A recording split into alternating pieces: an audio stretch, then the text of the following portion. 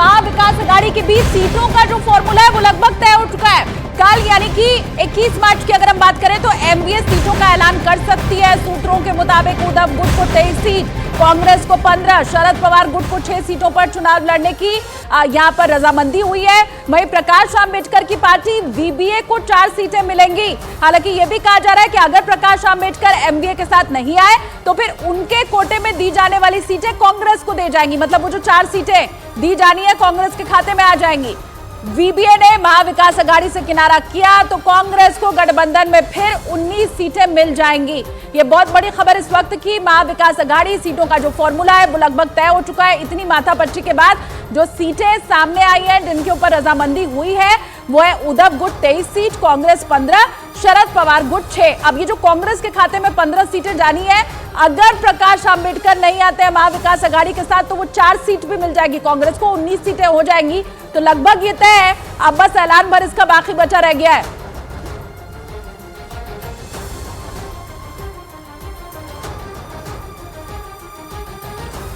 तो बड़ी खबर इस वक्त की आपको बता रहे हैं, उद्धव गुट 23 सीटों पर चुनाव लड़ेगा।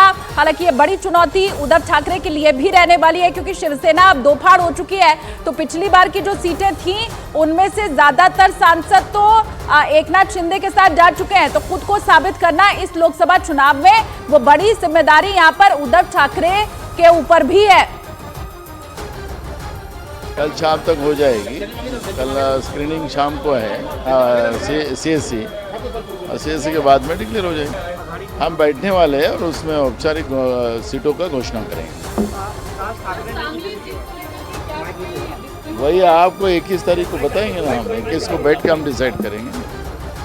तो औपचारिक ऐलान बस बाकी बचा रह गया है। देखिए महाविकास अघाड़ी में सीटों को लेकर फॉर्मूला क्या तय हुआ है वो भी आपको फटाफट हम समझा देते हैं। किसके खाते में कितनी सीटें गई है। शिवसेना को जो उद्धव गुट है उसको 23 सीट मिली है महाविकास अघाड़ी में, कांग्रेस के खाते में 15 सीट है।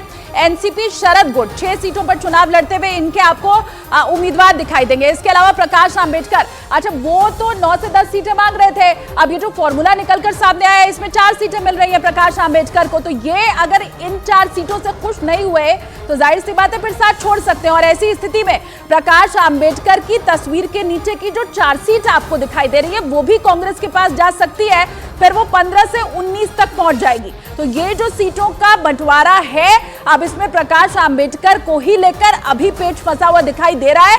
हालांकि वो भी अगर साथ नहीं होते तब स्थिति क्या रहेगी ये भी स्पष्ट हो चुका है। तो अब बस ये जो तस्वीर आप न्यूज़ 18 इंडिया के ऊपर इस वक्त देख रहे हैं इसका औपचारिक ऐलान बाकी बचा है। लेकिन महाविकास अघाड़ी में सीट फॉर्मूले पर जो रजामंदी हुई है ऐलान के पहले न्यूज़ 18 इंडिया आपको इस वक्त दिखा रहा है।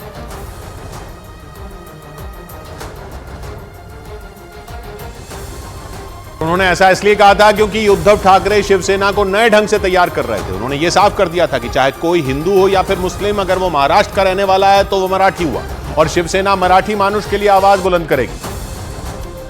और इसका असर यह हुआ कि बाला साहब ठाकरे के वक्त में जो मुस्लिम शिवसेना से खार खाते थे उन्हें भी उद्धव ने अपने पाले में मिलाने में कुछ हद तक कामयाबी हासिल कर ली। राज ठाकरे इसे शिवसेना के दामन पर दाग बताते रहे, लेकिन उद्धव ठाकरे के इस नए पैंतरे ने शिवसेना को चुनाव में जबरदस्त फायदा पहुंचाया। यहां तक कि उद्धव के इस नजरिए की वजह से विधानसभा चुनाव में शिवसेना ने इतनी सीटें जीती जितने की बाला साहिब ठाकरे भी नहीं जितवा पाए थे। और इसी बात ने उद्धव ठाकरे की शिवसेना पर पकड़ को और मजबूत कर दिया। इस बीच साल 2012 में शिवसेना के कर्ता धर्ता बाला साहब ठाकरे का निधन हो गया। इसके बाद तो शिवसेना को चलाने की जिम्मेदारी पूरी तरह से उद्धव ठाकरे के कंधों पर आ गई। बाला साहब ठाकरे को M3 3M फॉर्मूला अकेला ऐसा उसूल नहीं था जिसे उद्धव ने बदला था, बल्कि उन्होंने बाला साहब ठाकरे की किंग मेकर वाली रिवायत को भी बदल दिया था। मतलब जिस शिवसेना का मुखिया महाराष्ट्र में सत्ता तक दूसरी पार्टियों को पहुंचाता था उसने पहली बार 2019 में गद्दी पर बैठने का फैसला ले लिया। 2019 में महाराष्ट्र में विधानसभा चुनाव हुए। इनमें सत्ता में काबिज बीजेपी और शिवसेना ने मिलकर चुनाव लड़ा, लेकिन नतीजों के बाद मुख्यमंत्री पद को लेकर दोनों पार्टियों के बीच टकराव हो गया। क्योंकि इस बार शिवसेना के मुखिया उद्धव ठाकरे ने मुख्यमंत्री बनने की इच्छा जता दी, लेकिन बीजेपी इसके लिए राजी नहीं थी। बीजेपी चाहती थी कि पिछली सरकार के मुख्यमंत्री देवेंद्र फडणवीस ही सरकार का चेहरा हो। इस दौरान उद्धव ठाकरे को डिप्टी सीएम बनने का प्रस्ताव भी दिया गया, लेकिन उद्धव ठाकरे ने कांग्रेस और एनसीपी के साथ मिलकर नया गठबंधन तैयार किया जिसे महाविकास अघाड़ी नाम दिया गया। और 2019 में इसी गठबंधन ने सरकार बनाने का दावा पेश कर उद्धव ठाकरे को अपना नेता चुन लिया और इस तरह से पहली बार ठाकरे परिवार का कोई सदस्य महाराष्ट्र के मुख्यमंत्री की गद्दी पर बैठ गया।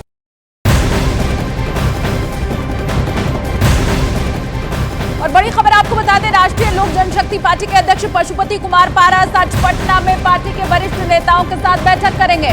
बैठक में लोकसभा चुनाव पर चर्चा होनी है। आरएलजेपी अकेले चुनाव लड़ेगी या फिर गठबंधन के साथ, बस इसी बात के ऊपर फैसला होना है। चिराग पासवान के खिलाफ पशुपति पारस हाजीपुर से अकेले चुनाव लड़ेंगे या फिर महागठबंधन के साथ चुनाव लड़ेंगे, बैठक में इस बात के ऊपर भी फैसला होगा।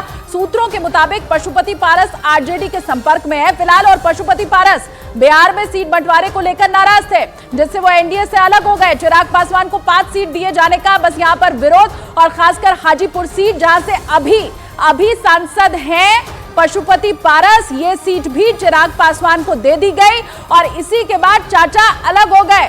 अब अलग होने के बाद वो अलग ही चुनाव लड़ेंगे या कहीं महागठबंधन का साथ तो नहीं पकड़ लेंगे, बस इसी के ऊपर आज चर्चा होनी है। हाजीपुर सीट से आप उन्हें अपनी पार्टी के प्रत्याशी के तौर पर चुनाव लड़ते हुए देखेंगे या फिर ऐसा तो नहीं कि महागठबंधन के साथ वो शामिल हो जाए और फिर आगे कि जो उनकी नैया है वो बढ़े, बस यही देखने वाली बात रहने वाली है। और आज इसी के ऊपर अहम बैठक उन्होंने बुलाई है, वरिष्ठ नेता जो पार्टी के हैं उनके साथ ये बैठक होनी है।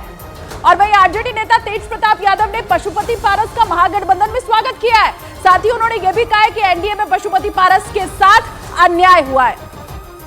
एनडीए में तो नाइंसाफी होती ही है, अच्छा किया उन्होंने छोड़ दिया, उनको बहुत पहले ही छोड़ देना चाहिए था पारस जी को, और अच्छा किया उन्होंने छोड़ दिया, तो बहुत अच्छा डिसीजन है। आप लोग की तरफ आएंगे तो सर वेलकम करेंगे, एकदम वेलकम करेंगे हम तो सबसे पहले वेलकम करेंगे उनका। इसका पॉजिटिव असर होगा इंडिया में, पॉजिटिव असर होगा अगर आएंगे। पॉजिटिव असर हो रहा है क्या तैयारी है सर 40 सीट क्योंकि भाजपा खत्म है 25 में, मेरा भविष्यवाणी है 25 में भाजपा खत्म। बोल रहे थे कि हम एनडीए का सिपाही, तो इस माने एक सिपाही अगर है तो सिपाही को जो आदेश होता है पालन करना चाहिए, लेकिन उसके बाद वो मंत्रिमंडल से इस्तीफा दे दिए हैं, तो इसका मतलब है कि सच्चा एनडीए के वो सिपाही नहीं है, अगर होते तो ऐसा नहीं करते। खबर आई कि पशुपति पारस महागठबंधन में शामिल हो सकते हैं। एक दिन पहले बिहार में एनडीए में सीट शेयरिंग फाइनल हो गई थी और चिराग पासवान की पार्टी को हाजीपुर समेत 5 सीटें दे दी गई थी और पशुपति पारस की पार्टी को एक भी सीट नहीं मिली थी।